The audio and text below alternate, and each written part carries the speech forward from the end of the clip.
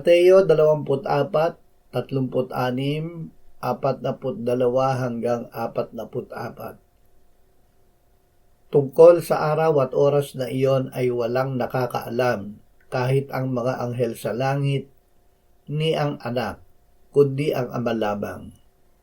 Magbantay kayo sapagkat hindi ninyo nalalaman kung anong araw darating ang inyong Panginoon.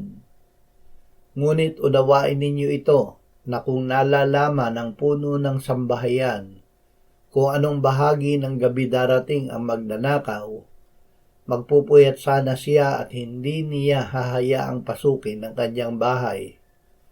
Kaya maging handa rin naman kayo, sapagkat ang anak ng tao ay darating sa oras na hindi inaasahan.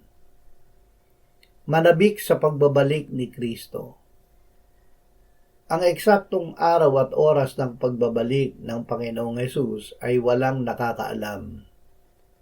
Kaya't dapat na maging palagi ang ating pananabik sa Kanya. Kasama natin siya ngayon sa pamamagitan ng Espiritu Santo.